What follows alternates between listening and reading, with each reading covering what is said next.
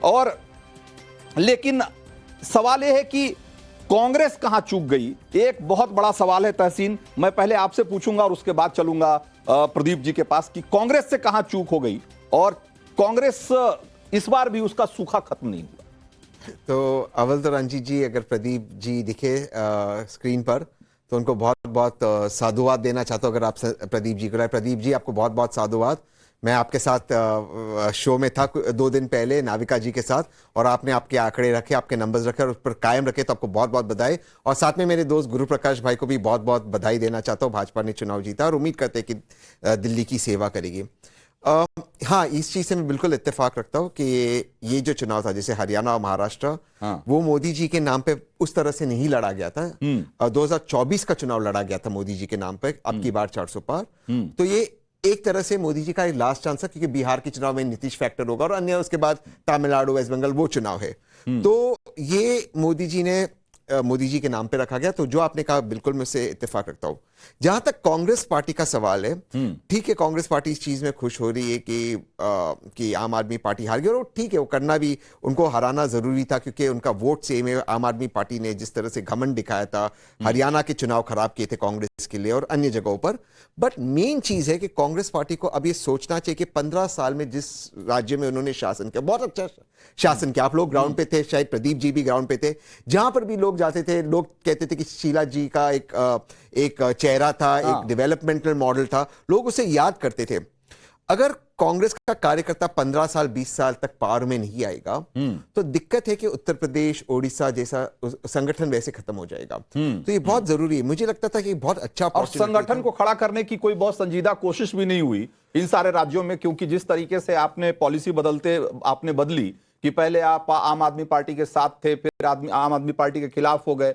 भाई आप अपने कार्यकर्ताओं को मौका ही नहीं दे रहे हैं कि वो कहीं पर खड़े हो सकें, किसी के सामने एक स्टैंड ले सकें। उनको समझ में नहीं आ रहा था कि 6 महीने पहले जिसके साथ खड़े थे, अब 6 महीने बाद उसको कैसे उससे लड़े। नहीं, मुझे उसमें ज्यादा अंतर नहीं दिखता, क्योंकि मुझे लगता है कि भारत की डेमोक्रेसी बहुत मैच्योर है। वो जानते हैं लोकसभा और राज्य के चुनाव में अंतर है। आप देखते हो कहीं लोकसभा और असेंबली चुनाव साथ में होते, तो जैसे उड़ीसा में एक बार लोकसभा में बीजेपी को वोट दिए, लेकिन पटनायक जी की पार्टी को चुने।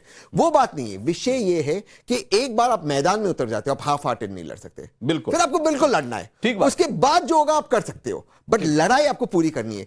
आम आदमी पार्टी को एक बहुत मौका, आपके पार्टी के नेता हाफ हार्टेडली लड़ रहे थे। नहीं, वो राहुल जी एंड में आकर उन्होंने फिर उसको पिकअप कर दिया स्टीम। लेकिन मेरी हमारे यहाँ कहावत है कि भोज पे कोहड़ा रोपने का कार्यक्रम अगर होता है तो सफल नहीं। मेरी लास्ट एक लाइन थी, मेरी अपेक्षा थी 4 या 5% से अगर कांग्रेस 15-17% तक पहुंच जाता, आम आदमी पार्टी समाप्त हो जाती दिल्ली के अंदर। लेकिन मैं अब भी मानता हूं कांग्रेस को इसे गोल्डन अपॉर्चुनिटी देखना चाहिए पंजाब के लिए। बिल्कुल।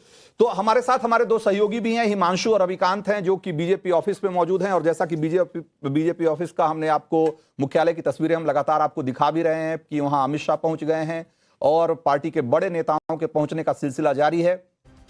तो अव्वल तो रंजीत जी, अगर प्रदीप जी दिखे स्क्रीन पर तो उनको बहुत बहुत साधुवाद देना चाहता हूँ। अगर आप प्रदीप जी को, प्रदीप जी आपको बहुत बहुत साधुवाद। मैं आपके साथ शो में था 2 दिन पहले नाविका जी के साथ, और आपने आपके आंकड़े रखे, आपके नंबर्स रखे और उस पर कायम रखे, तो आपको बहुत बहुत बधाई। और साथ में मेरे दोस्त गुरु प्रकाश भाई को भी बहुत बहुत बधाई देना चाहता हूँ। भाजपा ने चुनाव जीता और उम्मीद करते हैं कि दिल्ली की सेवा करेगी। हाँ, इस चीज से मैं बिल्कुल इत्तेफाक रखता हूँ कि ये जो चुनाव था, जैसे हरियाणा और महाराष्ट्र, वो मोदी जी के नाम पे उस तरह से नहीं लड़ा गया था।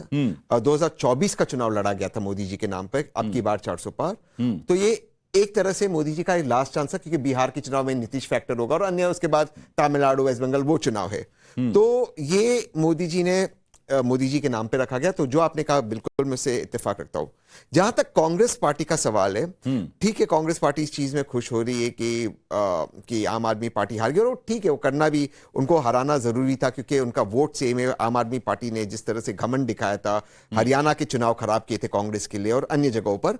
बट मेन चीज है कि कांग्रेस पार्टी को अब ये सोचना चाहिए कि 15 साल में जिस राज्य में उन्होंने शासन किया, बहुत अच्छा शासन किया। आप लोग ग्राउंड पे थे, शायद प्रदीप जी भी ग्राउंड पे थे। जहां पर भी लोग जाते थे, लोग कहते थे कि शीला जी का एक चेहरा था, एक डेवलपमेंटल मॉडल था, लोग उसे याद करते थे।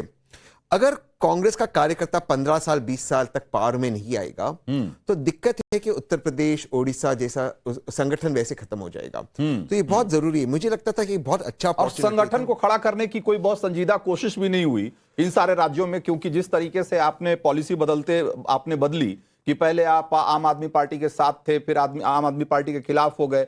भाई आप अपने कार्यकर्ताओं को मौका ही नहीं दे रहे हैं कि वो कहीं पर खड़े हो सकें, किसी के सामने एक स्टैंड ले सकें। उनको समझ में नहीं आ रहा था कि 6 महीने पहले जिसके साथ खड़े थे, अब 6 महीने बाद उसको कैसे उससे लड़े। नहीं, मुझे उसमें ज्यादा अंतर नहीं दिखता, क्योंकि मुझे लगता है कि भारत की डेमोक्रेसी बहुत मैच्योर है। वो जानते हैं लोकसभा और राज्य के चुनाव में अंतर है। आप देखते हो कहीं लोकसभा और असेंबली चुनाव साथ में होते, तो जैसे उड़ीसा में एक बार लोकसभा में बीजेपी को वोट दिए लेकिन पटनायक जी की पार्टी को चुने।